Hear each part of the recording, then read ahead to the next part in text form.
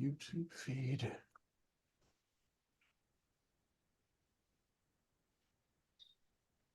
Come up. I am double checking now. Yep, we are up. Yeah, there we are. And let me make that. Ross. Yes. Howdy, howdy, howdy, howdy, howdy. We are here. We are here. We are here. Oh man, talk about going crazy a little bit. I was, real life, getting things done. My son, I had to take my son to Men's Warehouse to go get him his suit for homecoming. And then got home and then I got distracted because I had gotten something for the kitchen from Amazon, and I was starting to put it, mount it in the pantry, and then all of a sudden Robin tells me, Eric, the show, don't you have your show? Don't you have a show coming up? And I'm just like screaming, yelling at myself like son of a gun. So it was just like scramble, scramble, scramble, get the link up, get going. Because Dan can't be here because he's got construction going on at his new house, getting the basement going, the mother-in-law, suite or area going, all this other stuff. So he basically ditched us. He better be able to make it down here for Halloween night for the game we're going to. Oh, yeah. I mean, he better. I mean, it's just nuts. And hey, everybody, Ross, Bob, Jackie, what's up? What's up, Richard? There's Mr. Cole. There he is. There he is. Tonight, I'm hoping that Simon Tang will be on from Woodland Hills, as well as, the solar guru. We had him on during Astropalooza last year. He's a funny guy. He's a great guy. Knows solar, solar imaging so well. Yeah. So I'm keeping an eye on the link there as far as coming into the Zoom here. So hopefully he gets that email. And if not, apologize, but things happen. But nonetheless, let's talk a little bit of Astro. First off, how are you guys doing? How you guys doing? You got the balloons going here, Dave, and stuff like that. Getting ready for that, that what you call it, that next revolution, around Saul. Yeah. So congratulations. Yeah, hitting the 57 mark. All right, all right. So that's awesome. Congrats, man. You got the balloons going. Big shout out to my sister Angela. Her birthday is actually today. I will speak with you, Angie. Don't forget, you know how your brother is. That's all I'm saying. You know how your big bro is. It's just woo. Anyway. So, Mr. Cole, what's happening? You are muted.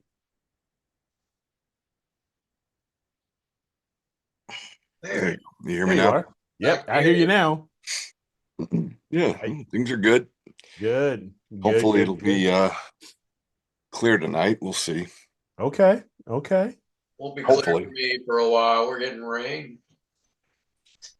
And poor Greg, man, he went to Okie-Tex and it's been raining nonstop. Oh, really? That's, that can happen.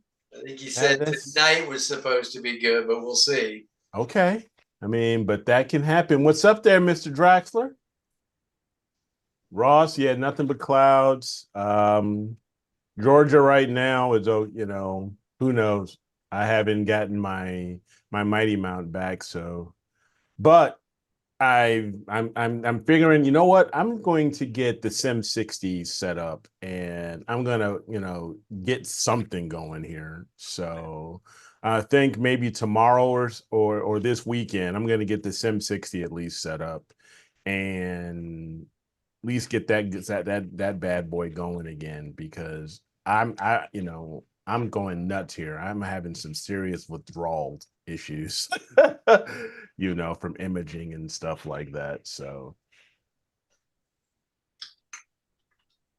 so Scott, hopefully it's clear for you. What have you been working on? You've been working on I haven't anything in been able to do particular? anything.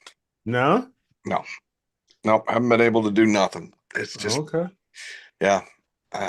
We got some clear skies at like 3 a.m. last night, and I just couldn't bring myself to get out of bed. No. I I don't blame don't you. blame you there. I do not blame you. Exactly. So I don't know if do you guys, either you guys follow, I'm sure you guys do, the Astro Imaging channel. Oh yeah, yeah.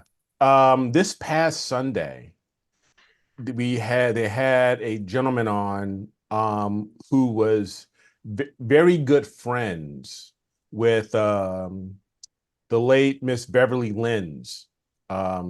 They became very good friends. They lived in the both, found each other in the Portland area, because they were both in Oregon when she passed. And for those who don't recall or don't know, Dr. Lenz, she is the cataloger, and she has two catalogs. The Lenz Bright Nebula catalog and the Lenz Dark Nebula catalog, the LDN and the LBN and the LDN. And it was a really cool talk, a really cool presentation. And I'm going to see here, because sometimes I forget the gentleman's name, um, but it was a very interesting talk about Dark Nebula and how they are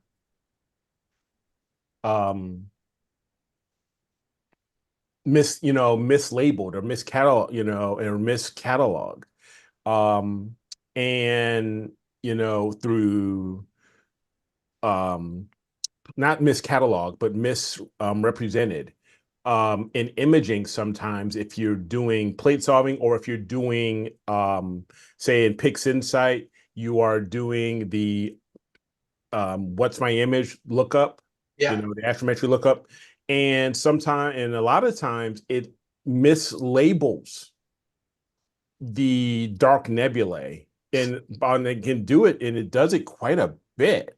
Really? Wow. Yeah, it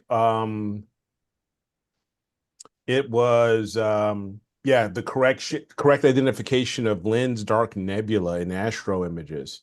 So he has, if I pull this up here.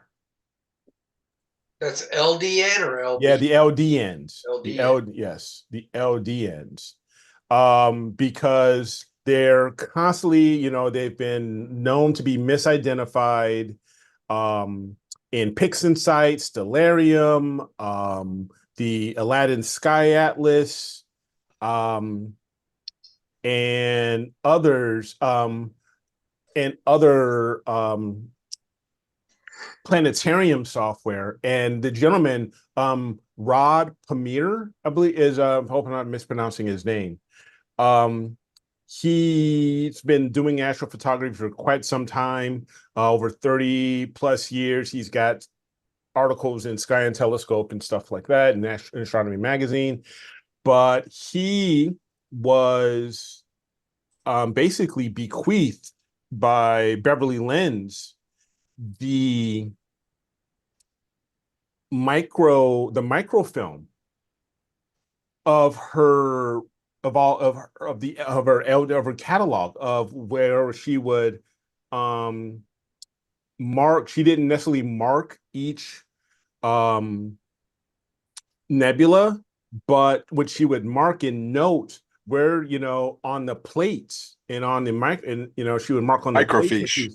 Yeah, microfiche. But on the plates, because she would get the plates, because when she was in Berkeley, I believe, and she was cataloging, these dark nebula based off of, say, opacity, 1 to 6, 6 being the deepest opacity. You can't really see anything behind it, stuff like that. But I don't think she necessarily in the catalog had and labeled each one, right? But they are constantly getting misidentified, and Rod is going through all of he's solving the problem of going through all of the documentation, all of the images that she used through, to create her catalog, her Dark Nebula catalog. And he is solving the issue of correctly identifying these dark nebulae. And then he plans to share that with the masses through Pixin. He mentioned, I think he said PixInsight, Stellarium, all the other planetarium software. So this way, when we are imaging dark nebulae, they are identified properly. So I thought it was, and for me, I love dark nebulae. I find them very challenging. I find them a lot of fun. And you can see so many dark nebulae, especially when you're imaging bright nebulae. And even Contrast. within emission, yeah, because of the contrast, even emission nebulae. So take, for example, NGC 7000. When you image NGC 7000, there is around the edges of the Cygnus wall and everything, there's quite a bit of dark nebulae around that. That shows labels, and I know it does in Stellarium. Yeah, it shows the labels, but sometimes they're mislabeled. And let me see here. I thought it was really, really cool to talk about, to have that conversation with, he had that presentation. And I would recommend, if you enjoy imaging dark nebulae and you also find it frustrating when things are misidentified, a solution is on the way. So just to let you guys know. So let's go here.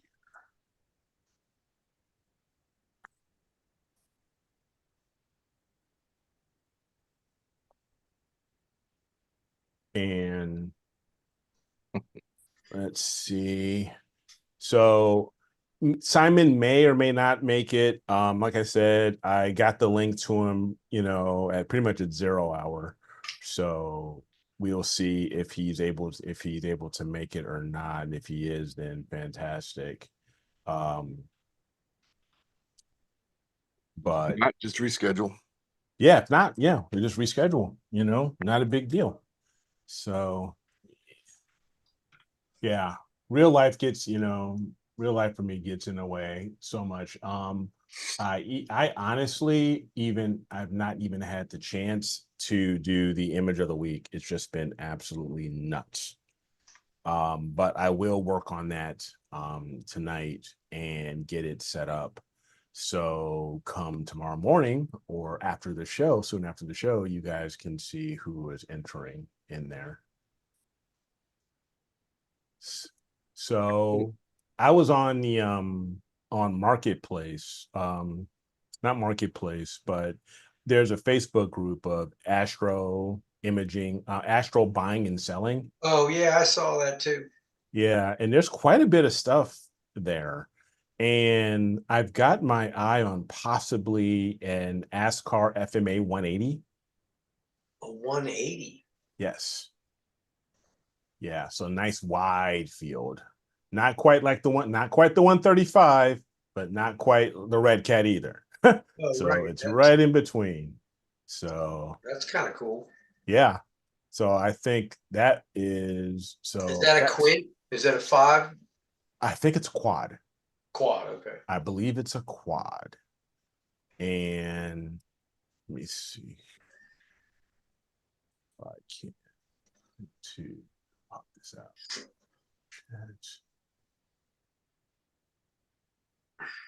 And yeah, so I am going to take a look at, perhaps, going for, that small setup.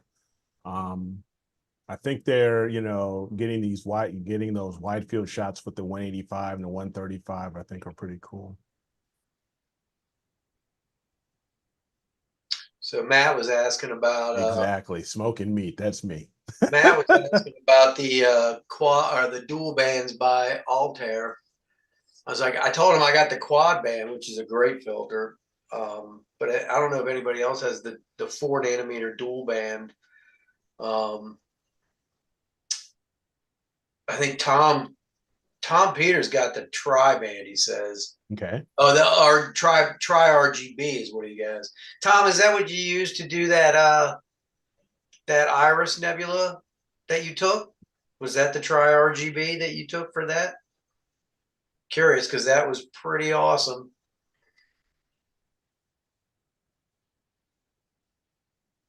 He put that on the Discord, and it looks amazing. He got so much of the surrounding dust. It's very wide field. I think he used his Red Cat.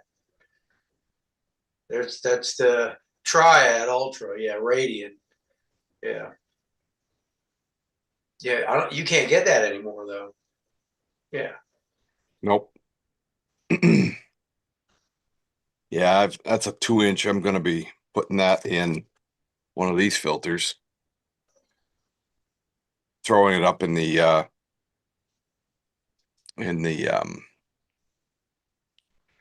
Hyperstar, seeing Okay. how well it performs on with the Hyperstar. It's going to be a collector's item one day, that filter.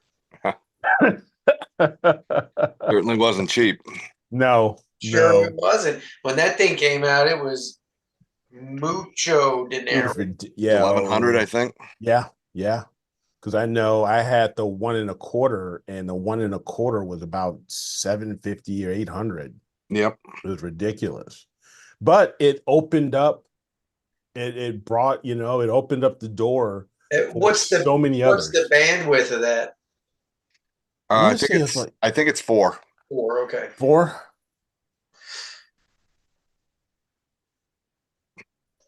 Yeah, if I remember correctly, it's 4. Okay.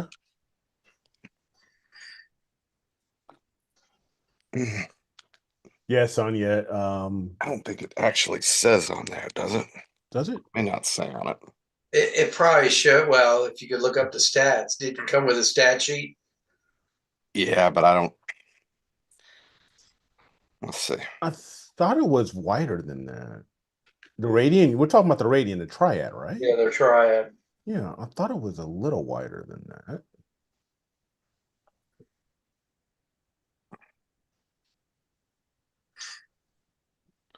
It doesn't say on the mount.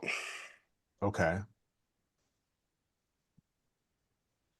It's just the Radiant Triad optic core. Do. Yeah, doesn't say.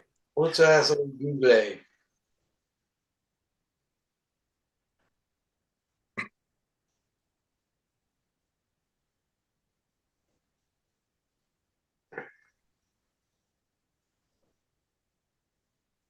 Mm.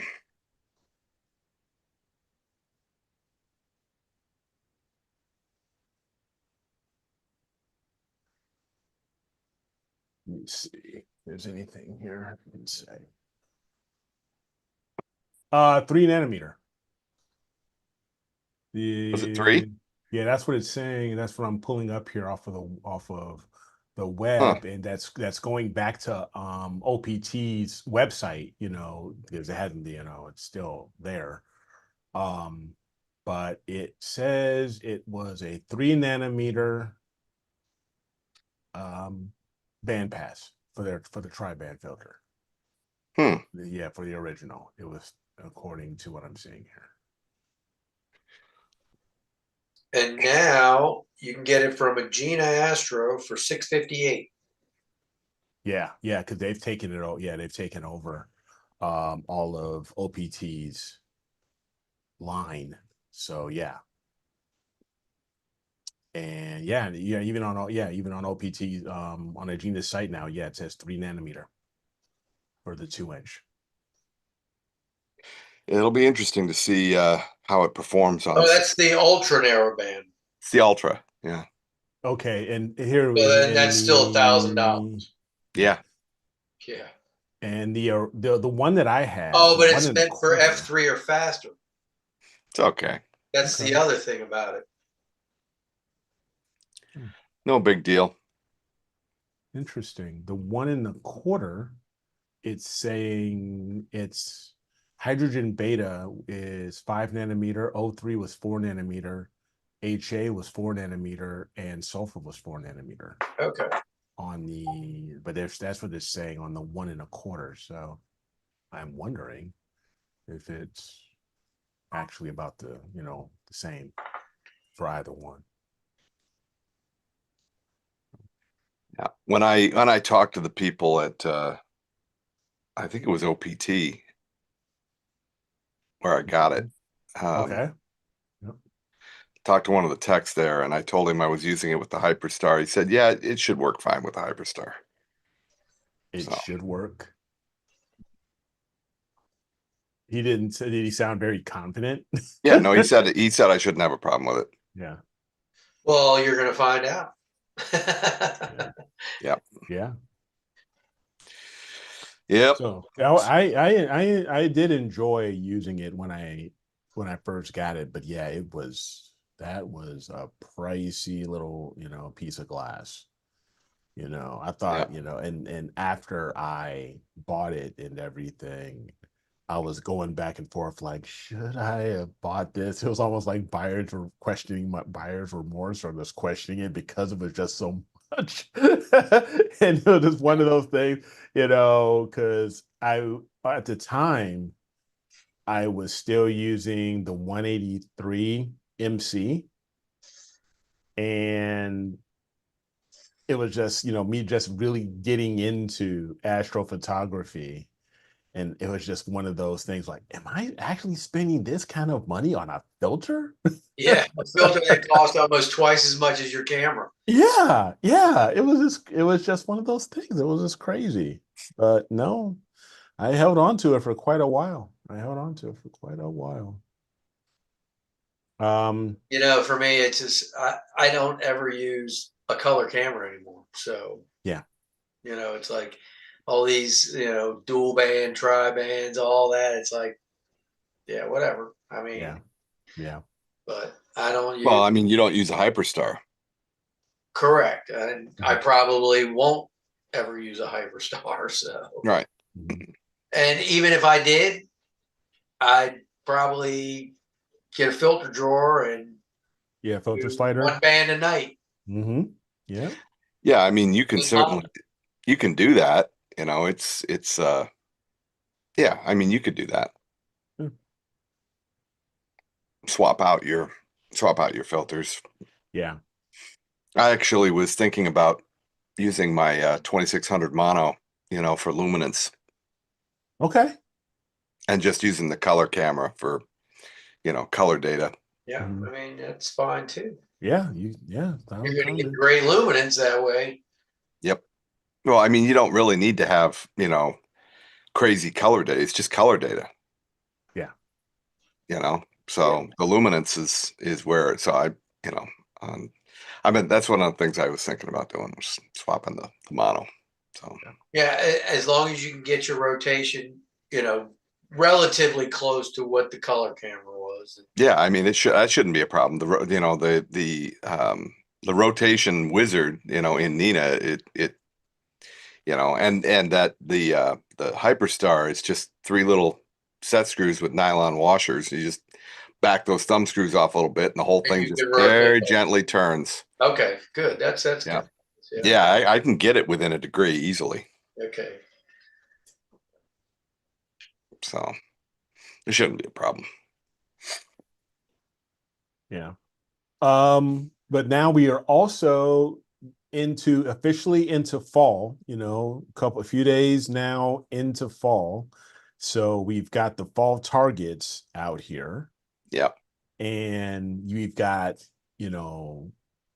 one of my favorites, the Pleiades out, you've got Andromeda. M33. M33. Yeah. Give me a few others here. I see 434. Yep. Yeah, It's one of the ones. Tom just did the Iris. Yeah. Yeah. The Helix. Yeah, not for me. The Helix, the Heart and Soul.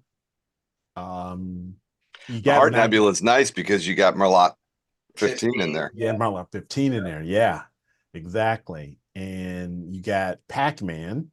Pac-Man, yeah. So and then not long behind those, you're going to get the tadpoles coming back and that area.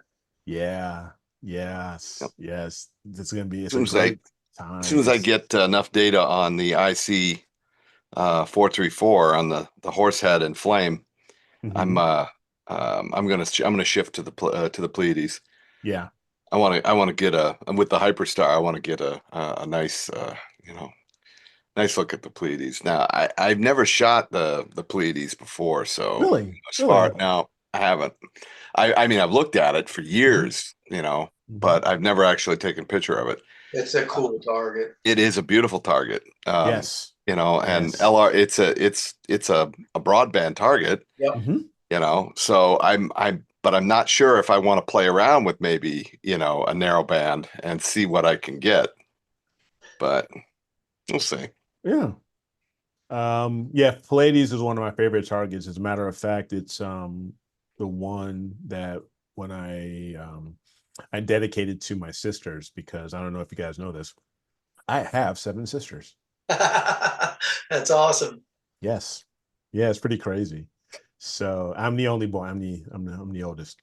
But blended family and everything, but still nonetheless, I have 7 sisters. That's and cool. In one Christmas, a few years back when I took an image of the Pleiades, I printed it all. I printed 7 copies of it, framed them all, and gave each one of them to my sisters. That's kick ass. So it was really, really cool. That was a lot of fun. That was a good Christmas present. So yeah. Now the Pleiades is a very interesting target, along with Orion. It is those 2 targets. Just as a little bit of trivia, those 2 targets are the only 2 visible targets, from the naked eye, that are gravitationally linked in the sky. Oh, really? They're the only 2. Oh, wow! I didn't know that. Yeah. You know who first found that out? Take a wild guess. Who was the first one to find that out? Hubble. Nope. You're not even close. Well, I'm not even going to attempt. Galileo. Nope. Still a long way off. You got to go back further. You got to go back further. You got to go back a lot further. Like what? You talking about Babylonian? 4,000 years. 4,000 years. Oh, wow. BC. Yeah. Oh, anybody want to take a guess in the chat? No, it can't. It's not Newton then. No.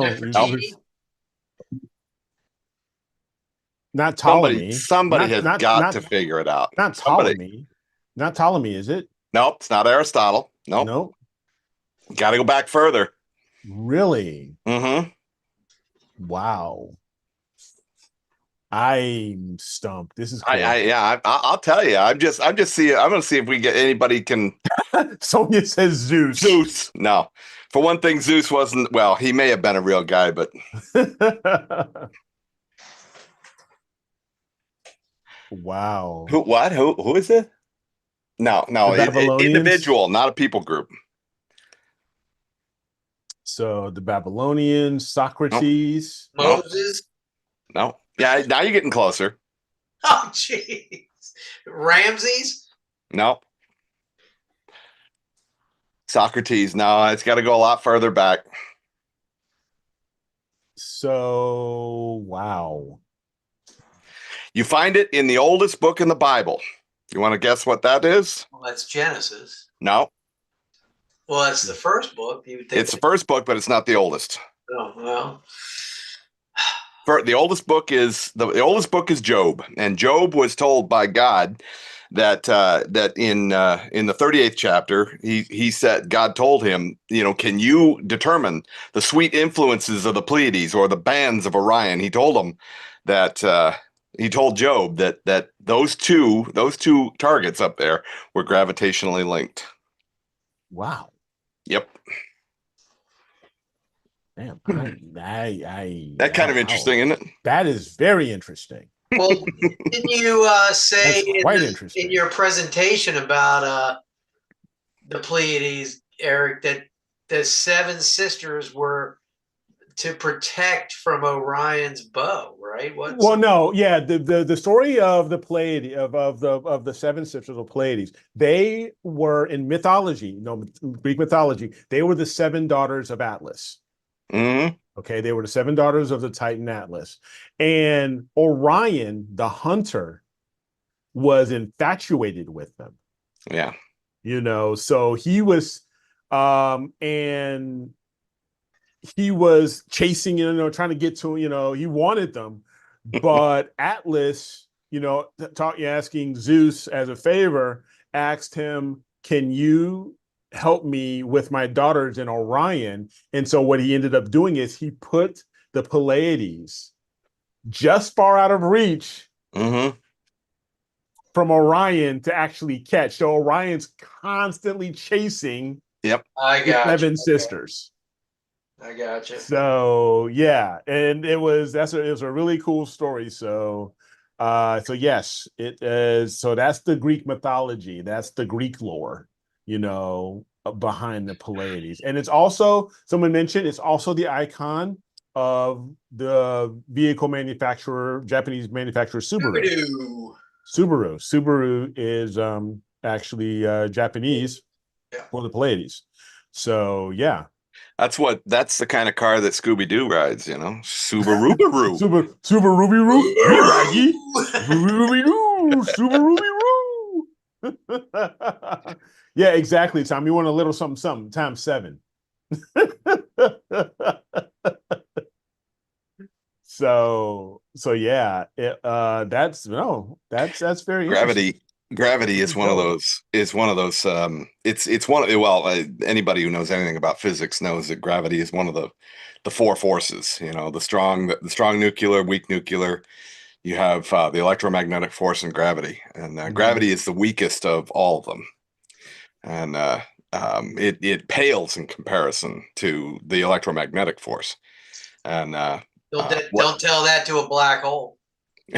well, that's just because of the sheer mass, Yeah. of the black hole. But yeah, the electromagnetic force. I mean, all you got to do to prove that is just jump up and down. If gravity was stronger than the electromagnetic force, you would fall through the earth. Well, if you ever got shocked, you defy gravity for a few seconds. Yeah, Yeah. yeah. The electromagnetic force is literally hundreds of millions of times more powerful than gravity. And Wow. but, I mean, all you have to do is, you just think about it. The stars, that are literally light years, tens of thousands of light years apart, they're not gravitationally linked, Mhm. but they can be linked through the electromagnetic force, Yeah. through plasma energy, which is that plasma energy makes up most of our universe. Yeah. So Yep. Wow. That's yeah, physics and astrophysics, and what we do is fun to as a caveat to, mhm. when we're looking at these things. Yeah.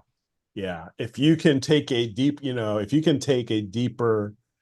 more scientific dive into what we do just as a hobby, just Oh yeah, simply looking at the stars and imaging the stars and imaging these these objects, it would be really, really eye-opening. Um, because there is so much behind all of this that I'll be honest with you, this is way over my head. I mean, it just blows my mind. And it's just like, Yeah. I just want to just get out there and admire the skies and the heavens Yeah. and take photos and stuff like that. But there's so much more to it. It's nuts. Well, excuse me. Somebody mentioned in there, the Babylonian influence, and when we look at, I mean, even our planetarium software and such, a lot of them, they give you the ability to look at the constellations in their picture form, Yeah. but the names of those constellations, come out of Babylon. Yeah. They're a Babylonian twisting, but the older version of those was taken from the ancient Hebrew culture. It's what they called the Matzaroth. And that when you look at the constellations from the Jewish perspective, from the Hebrew perspective, it has a whole different flavor. It's really kind of cool, actually. There was a guy by the name of E.W. Bullinger who did a presentation called Message in the Stars or something. I think it was something like that. But he talked about the Matzaroth and the message was hidden in there, and it's really kind of cool. But it goes back further than the Babylonian corruption, of what we modernly known as the zodiac. Gotcha. Interesting. Yeah. Isn't today also Rosh Hashanah? Yesterday. Yesterday. Was it yesterday? Yesterday. Well, Yeah, it was Yesterday yesterday. was the today. kids took off school. Oh, Monday and I think they had both days, Monday and Tuesday off. They might have the whole week off for all I know. Gotcha. Yeah, we just passed the Feast of Trumpets. So Okay, gotcha. But no, that's I learned something new today. And that's the whole point about, what we do and and keep educating ourselves. So there you go. I learned something new today.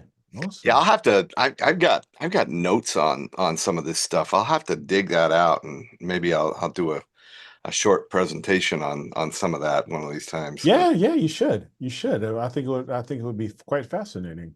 So did anybody catch Frank from SETI Astro's video of his Andromeda capture? No, I did not. Tell me about it. Holy cow, it's unreal what he did. Really? So he used his big 8-inch Newtonian. Obviously, he only got a section of it, but he was really concentrating on certain areas of nebulosity within. Yeah. And he did RGB, he did LRGB, but then he did like a ton of time in HA and O3 and even S2. It's over 100 hours of data. Wow. And the way he put it together was unbelievable. Is it a mosaic?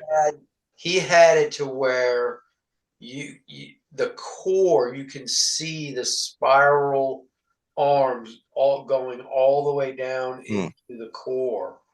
It is Really unbelievable. We got to get him back on. Wow. He's got a whole new processing suite. That whole SETI Astro, he has what they call SETI Astro Pro, and it's its own freestanding processing suite now. Outside of what he does as far as scripts for PixInsight, he has his own thing now. And I think it's free and open. So, I think it's free, but it doesn't stack, I don't think, but it does everything else. It does everything else. It's pretty amazing. Well, that's awesome. So this is beyond just cosmic clarity, or it includes cosmic clarity. It has everything. It's got his cosmic clarity. He's got sharpening tools. He's got the one thing that he has. What's he call it? Continuum subtraction. Okay. So if you have HA, if you're trying to do galaxies and get the HA, typically you have to do the pixel math thing to subtract the HA from the red channel, and you get just the HA stuff. Now it's just a script, continuum subtraction. And you can do that with your HA, your O3 in the blue channel, or your S2 in the green channel. And it'll just give you the HA, the O3, or the it's powerful. It works amazing. Nice. No, Mm. I'm pulling up his site here. Nice. It is basically free, but he is asking for donations because Yeah, I mean, he I puts a donate lot of work into all this. the time. I mean, I mean, his scripts are unbelievable. I'm definitely going to have to spend some time here, checking this out. Yeah, but now that he's got the whole thing up, I mean, we need to get him on Yeah. so he can go through it all and Yeah, that sounds like a do plan. some explaining because Yes. it's amazing. He's always posted videos on YouTube and going over a lot of the different stuff, and he's so smart. Tom's saying he's got Astro Suite Mac for Mac Silicon. Yeah, So for all you Mac users out there, for all okay, you. there you go. Oh yeah, I think Ross. I think we do have him on the list for Astropalooza 4. Who's that? So, Frank. Oh yeah, probably. I believe Dan did get him on the list. We got to get him back before then. Yeah, but I think it'd be pretty cool to get him back before then. Just put the call in. Yeah, but yeah, he'll come on too. He's a good guy. Yeah. So yeah, so look forward to that. Yeah, we gotta, reach out to Frank, SETI Astro, and he's got this whole new suite. Yeah, I gotta look into pretty it. impressive. I've got to look into And but how many hours did he do on Andromeda? It looks like it's pretty easy to navigate. It's not, a lot, not a huge learning curve. It looks like it's relatively easy to navigate. Okay. And how much time did he put into Andromeda? It was $1. Over 100 hours. Wow. And the image is unreal. The depth and the detail in the nebulas around the outside and everything, it's unreal. It looks beautiful. Dang. It's just that's a good argument for more data. He put it up on Astrobin. If you want to, maybe I can pull it up on Astrobin. Yeah, if you can pull it up, that's cool. Let's see. Some things, the laws of diminishing returns applies, but then there are things like this.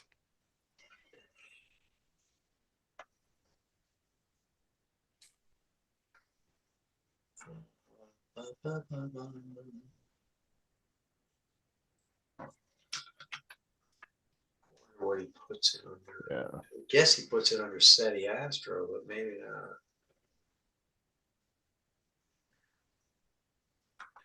What's his last name? Well, Frank. Do you know his last name? I don't. Let me see.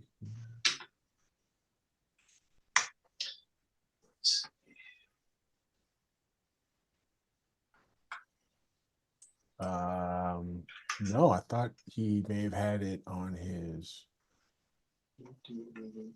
site here, but no. Here it is. Frank Merrick. Frank Merrick. There you go. There it is. Yeah, so he's got. Oh yeah. Yeah, Matt. Thank you. Yeah. Let me share this. Hold on, let me pull it up. It's friggin' unreal. Share screen.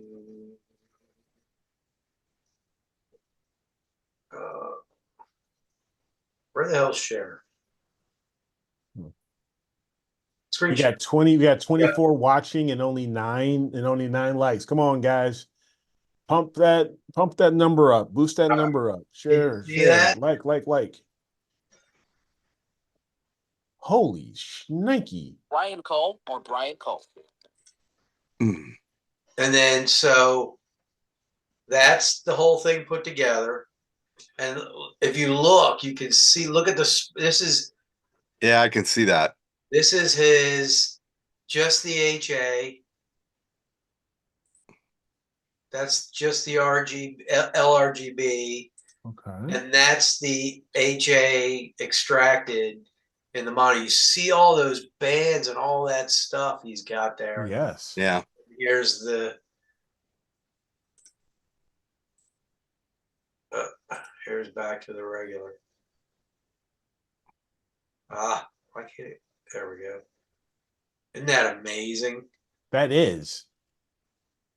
And you can see in this towards the core how all the all that stuff is spiraling into the core. Into the core. Yes, you can see it.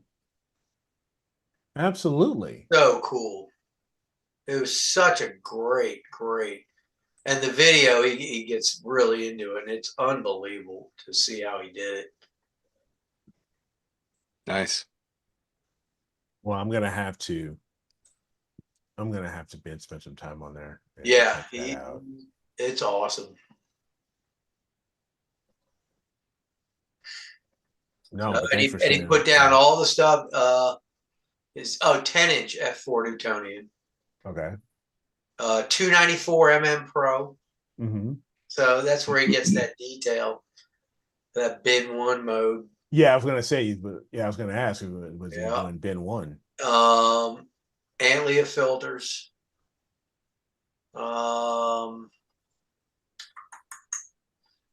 And then let's see what the acquisition data was.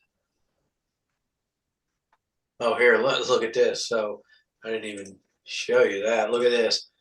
So when you scroll down on Astrobin, here's a close-up of his HA Mm-hmm. and the core. It's unbelievable. Then here's that one outer band section of all that HA and nebulosity. And this is SHO data. Yeah. See the oxygen and the Yep. little bright yellow, kind of greenish. That's Yep. the sulfur. Yeah. And then he zoomed into like these areas inside. These, like, look at this. That's got to be like some kind of planetary nebula there.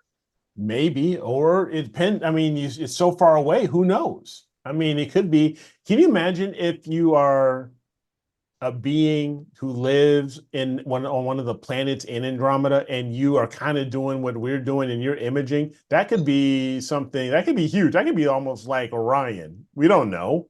And you see that O2 region there. Yep. And then here's he got his red channel, his green channel, his blue channel, his HA, his O3, S2, HSO, which he put together, his RGB, and then everything all combined. Wow. It's unbelievable. I mean, he's a master. And I want to say, does it? Oh yeah, here it shows all his data. 102 So hours. 102 hours, 41 103. minutes. Took him 16 days to do it. 16 clear nights. 16 Could have been, that could have been 3 years. Yeah. Average moon phase was 40%. So Yeah. I mean, 102, almost 103 hours Yep. at F4. Yeah. Yeah. He's But look where the majority of it was. It was an HA. It was an HA in O3, and he put in 16 hours in just S2 in S2. So yeah. But yeah, 32 and 30 in HA and O3. Yeah. Unbelievable. I mean, it's unbelievable. It was so awesome to see it. It was really cool. The guy is a master. he is. Yeah, certainly is. No, thanks for sharing that, man. Appreciate it. That's I pretty figured cool. you guys would like that because Oh yeah, when you see something like that, you're just like, wow. for sure. But a lot of people, have problems integrating their HA in galaxies and stuff like that. And his continuum subtraction script is amazing for just taking that HA out so that you can blended in with like image blend and stuff Yep. like that. So that you're just screening just that HA in over top of your RGB data. And it works great. So, and you know, it also goes to show like a target like Andromeda, there's tons of O3 in there as well. And there was a little bit S2, not much, but you know, it's got to be there, you know. Well, you would imagine that it would be. I mean, in a Oh, yeah. galaxy that size, I mean, Andromeda's, you know, similar in size, they think, to our A galaxy. little bit bigger. A little bigger, but you know, similar size. So, you know, you think of all of the targets that we shoot inside the Milky Way that are Hubble palette, Yeah. you know, so that it just tracks that there's gonna be, Oh, you yeah. know, Yeah. HSO. Yep. For sure.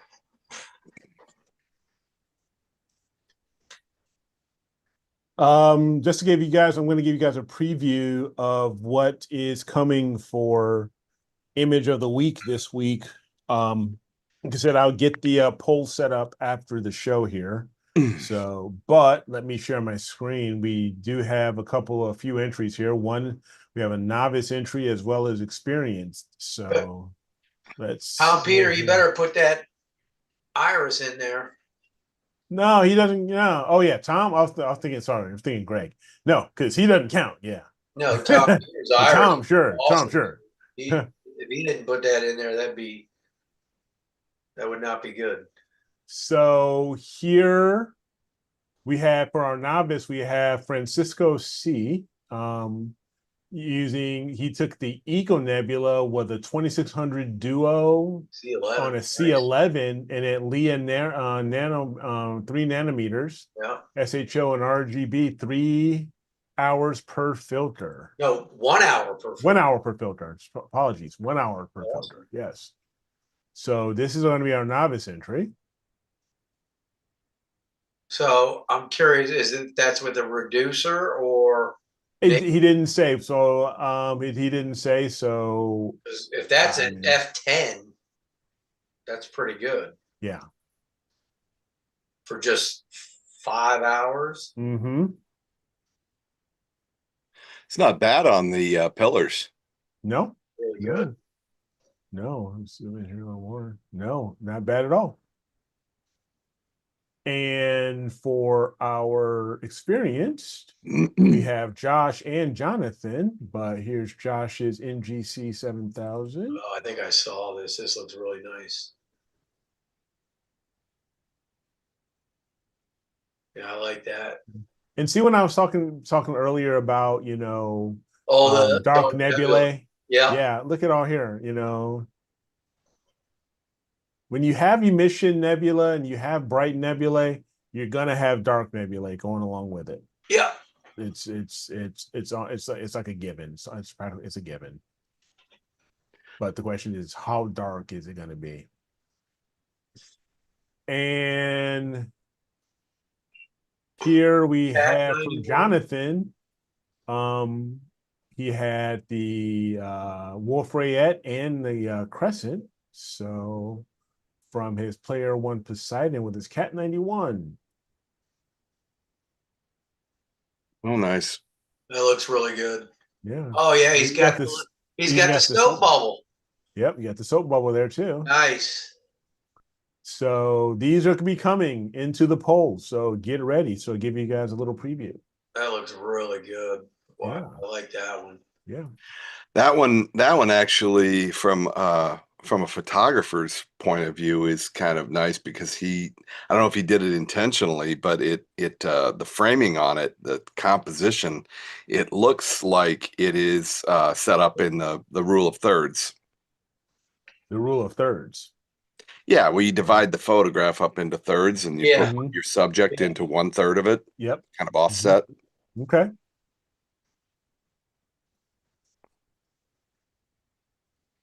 Yeah, look, those are good. Yep, those are definitely very good. So we will have those ready for vote, to set up and voting later on tonight. want to check clear outside and see where we're at.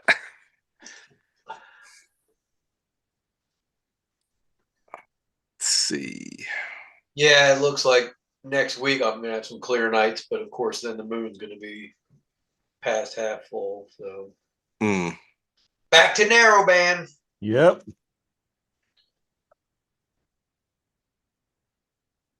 Huh.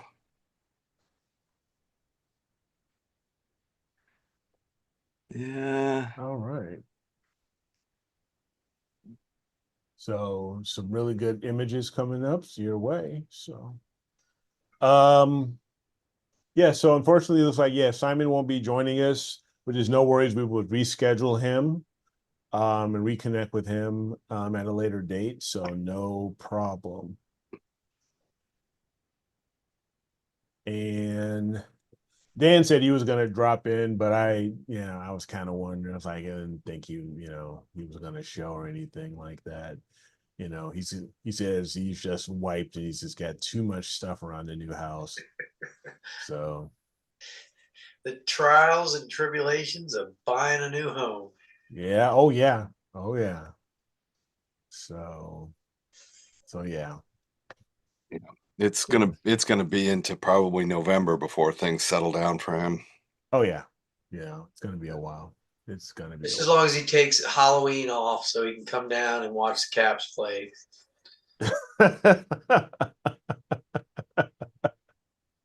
Yeah, that's gonna be it.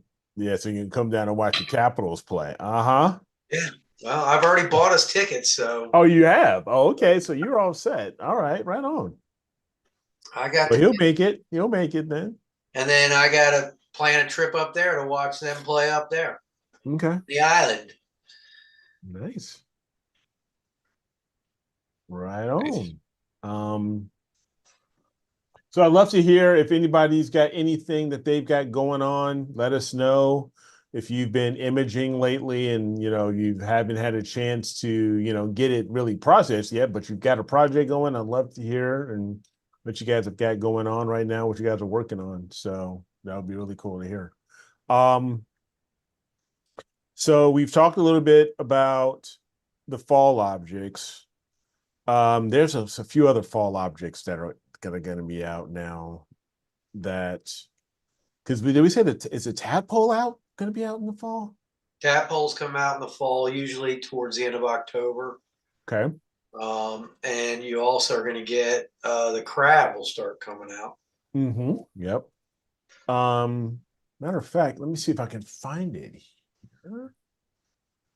Crab Nebula. You got also the obviously Orion and Horsehead will start coming up earlier, and then you'll have the embryo. I mean the embryo. Oh. 1333. Yep. Matter of fact, here now that we're talking about it,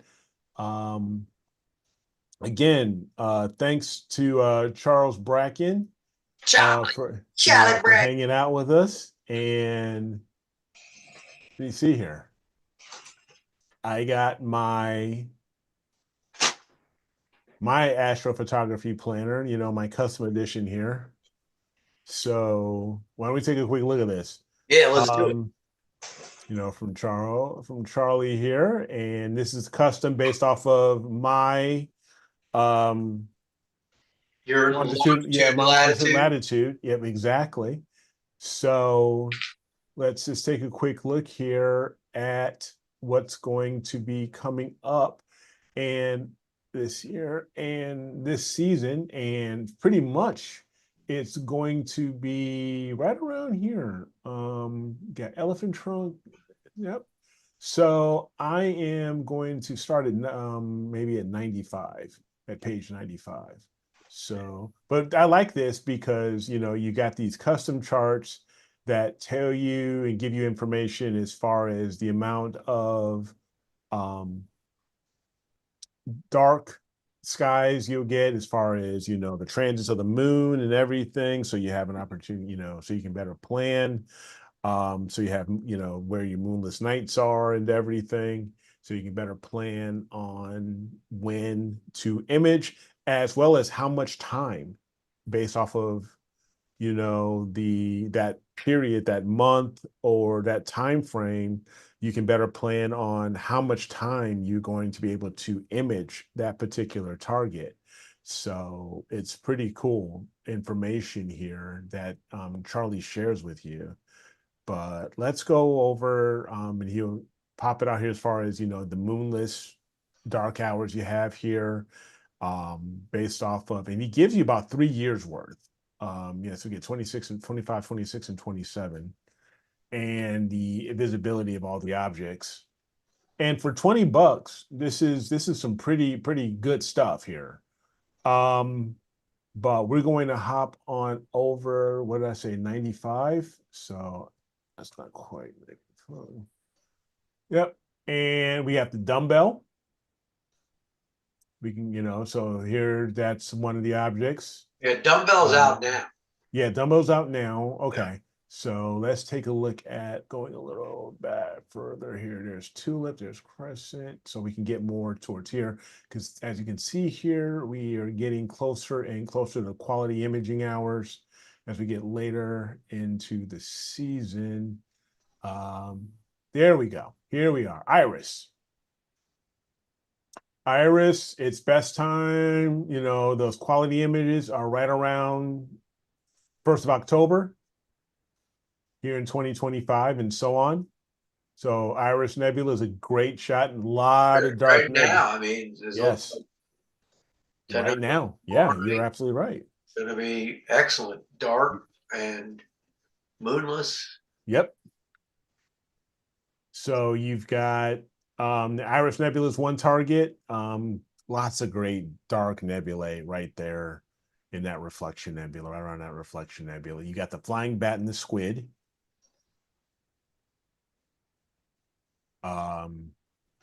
Sharpless 119, which is right there next to North America. You got elephant trunk, cocoon, Wolf's Cave. I've got to redo my Wolf's Cave. I wasn't really happy with the way the last time I did Wolf's Cave, how it came out. But it's got some great dark nebulae, you know, Bernard 175, and it's got let's say Vandenberg in 152. I have to look at that one. Yeah, I took it. It is a challenging one. It's not Because it's not easy. It's probably worse. It's probably hard for me because of my skies. Okay. Of course, my favorite, the Dark Shark. Dark shark. Yes. Do. Sharpless 132. This is the Lion Nebula, isn't it? Yeah, the lion. I just did that one. Okay. Helix, the Eye of God, they sometimes call it. I can't see that one. You have Stefan's Quintet. Great group of galaxies there, but you also have the Deerlit group. That's So a you have a cool looking group of galaxies too. Yeah. You need some reach though to do it. Yep, you definitely do. You need that long focal length. You got the Scarlet Letter Nebula, which is that a okay, so the mission and a reflection. I was gonna say I thought it was gonna be a planetary, but I'm not wrong. Does it look like an A? That's what that's what they say. It kind of looks almost like an A the way it all comes out.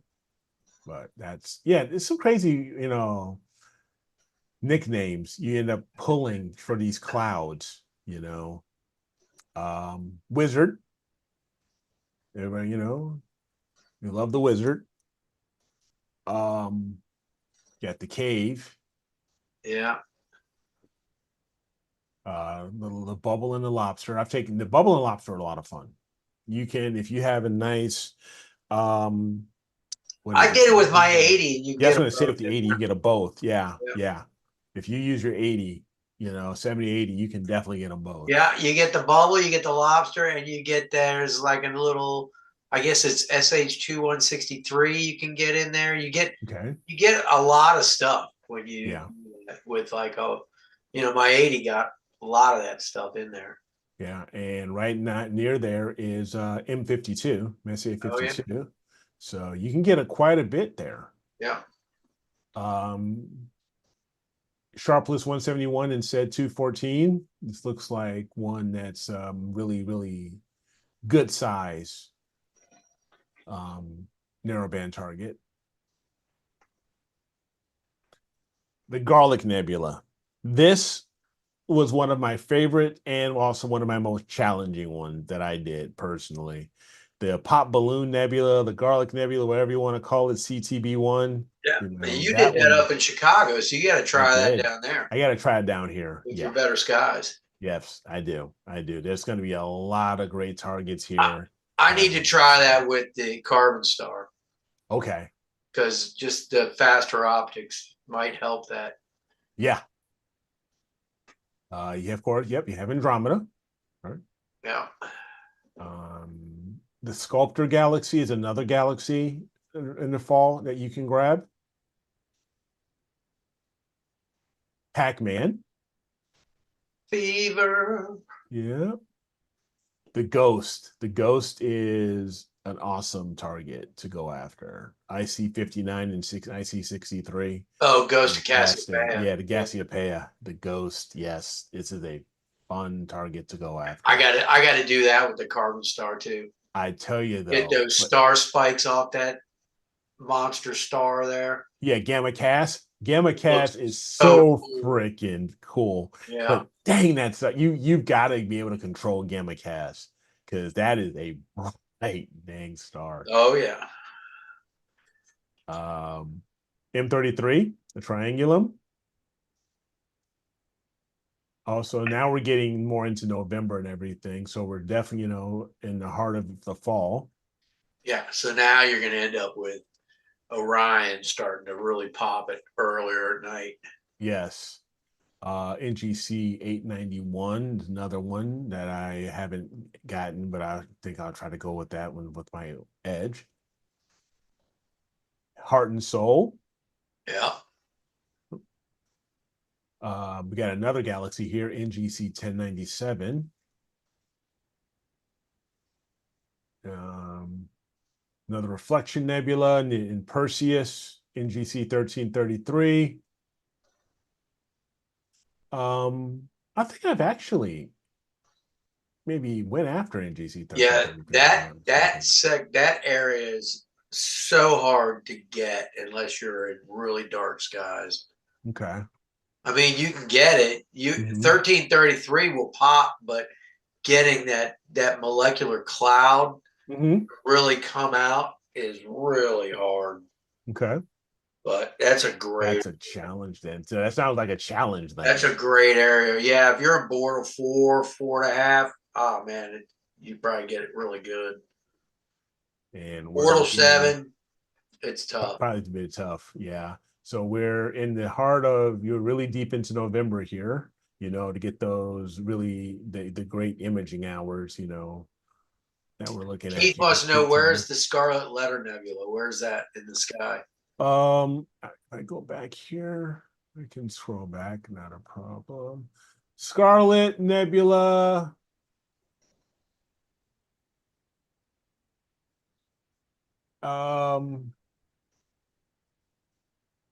Doesn't say exactly what here, but we got the RA in deck of 2236 by 40 degrees. SH2126. Yes, SH2126, and it's very faint. They say that he says here. But you need making it it's very faint, making it a perfect target for a fast telephoto lens. Oh, it's also known as the gecko. Okay. The Geico gecko? Okay. The Geico gecko. Lacerda. It's in Lacerda. Okay. Isn't Lacerda the lizard, or like the lizard? It's like almost like the lizard nebula or something. I'm not sure. I don't know. Let's go. City Astro has a video on it. Okay. We've got another galaxy here. I see 342. And of course, the Pleiades in 45, which it says here really gets quality, you know, in November. California, Sharpless 206. The Witch Head. Now, the Witch Head, now that I'm a bit further south, I'm wondering how how it's all going to come out, because it's so much closer, because I'm closer to the south. So I'm further south, because I can get Orion much better. So I should be able to get the Witch Head, you know, as well. I've got it once before, but it's definitely one I want to go after again. Okay, then you got the Spider and the Fly and the Flaming Star. Now I think we're getting more into December. Yep, we're more into December. So we're moving out of the fall, going more into the winter targets. So yeah, quite a bit though here. So Charlie's giving me a lot of good targets here for the fall. Once I just got to get things set up and going again. And I'm just going to go ahead and use my Sim 60, get my Sim 60 set up, and just do what I can. I probably won't be able to get the 11 on there. I might try, but we'll see.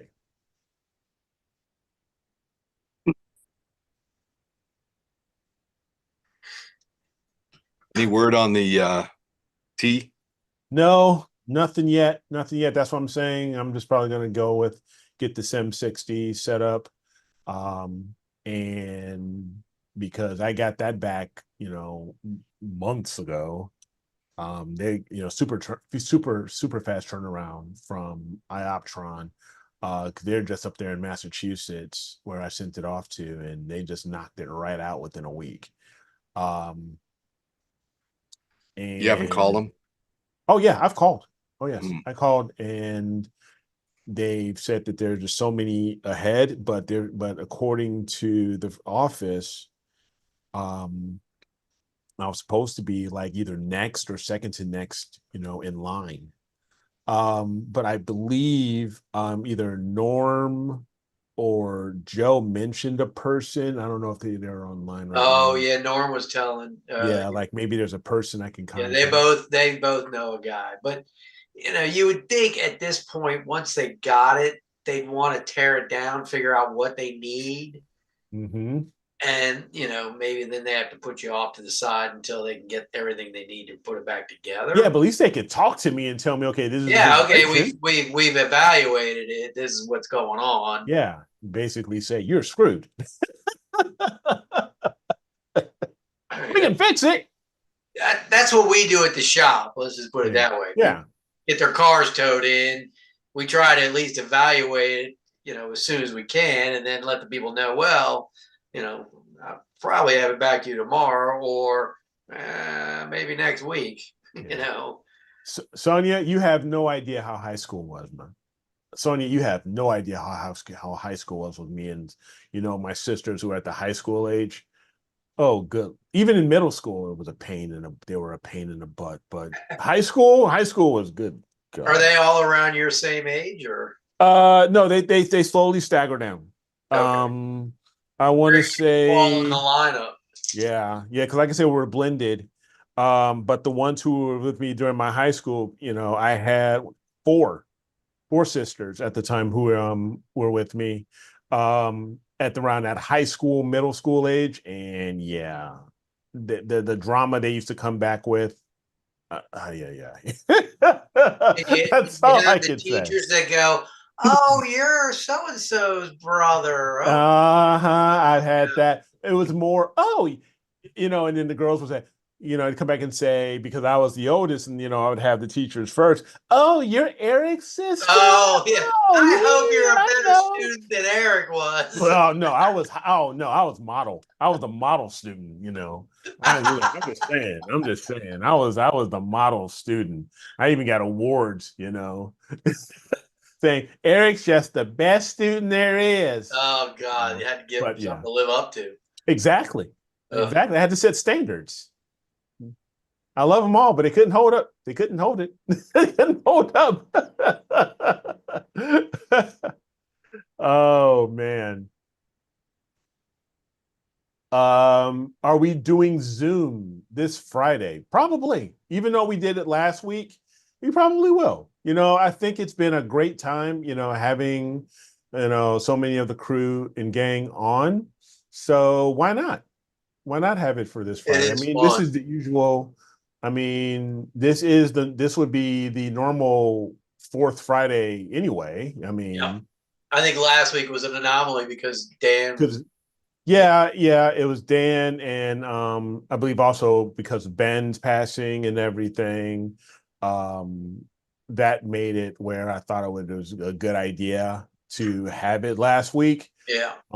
But yeah, no, we'll have it, like usual. Yeah, they're fun.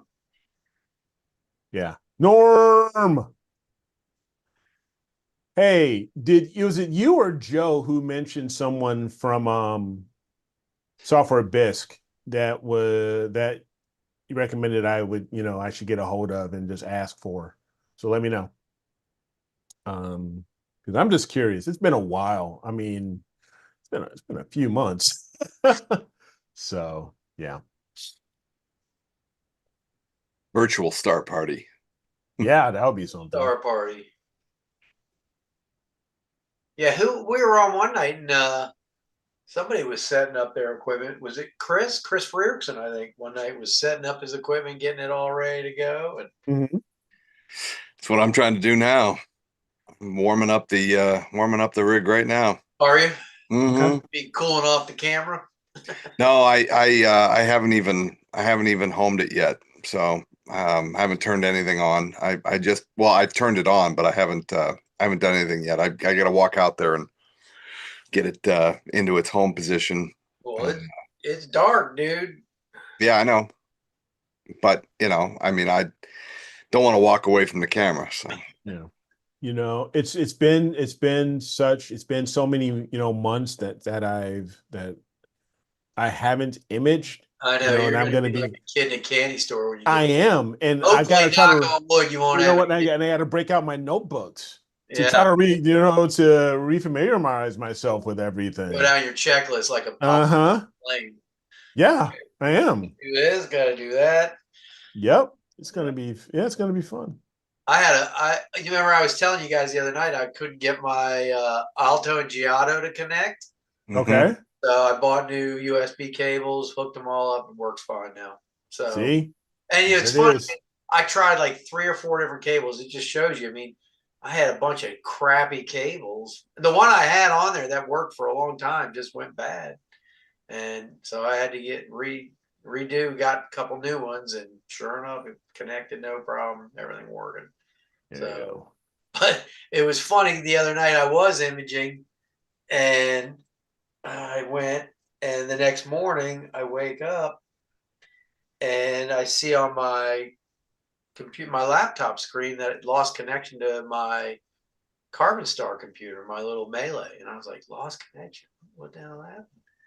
And I look outside and everything's off. I go, what the hell happened?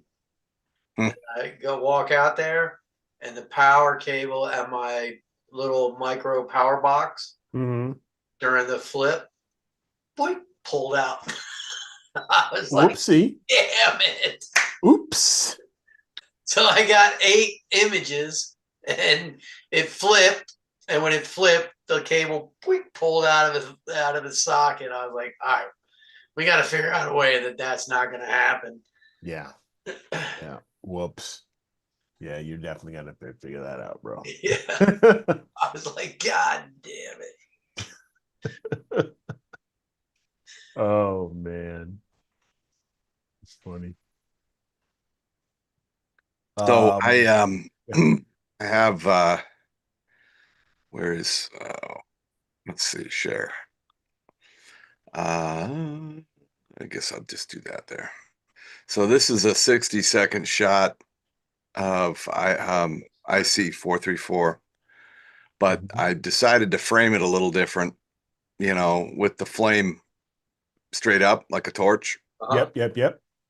And because I know a lot of people they turn this 90 degrees, you know, but Yeah. I wanted to get these stars in here, Oh yeah. you know, and so I figured, you know, and it's not quite the horse head. It's not quite centered. It's shoved a little to the third, you know, and the flame is kind of centered, but the rest of it is kind of shoved over a little bit. So Is that what the hopefully, Hyperstar? yeah, it's hyperstar. That's just 1/62.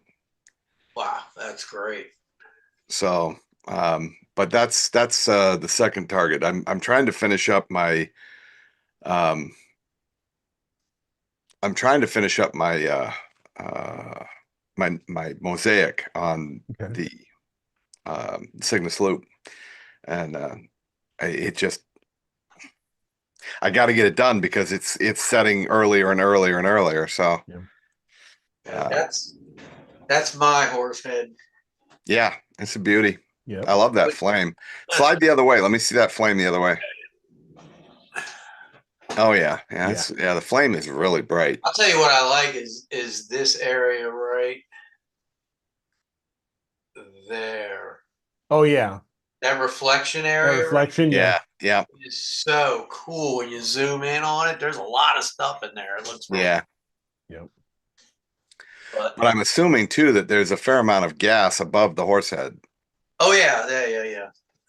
I mean, it could go a lot higher, but that's just RGB. Yeah. I didn't do hydrogen in that. Yep. If I had done the hydrogen, it'd go way up there. Well, that image that I showed you, that was dual band. That was the NBZ. Hooray! So All right. We're almost at time.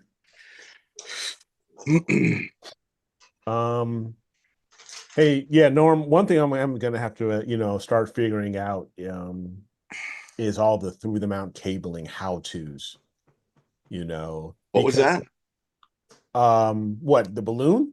No, you got to figure out what?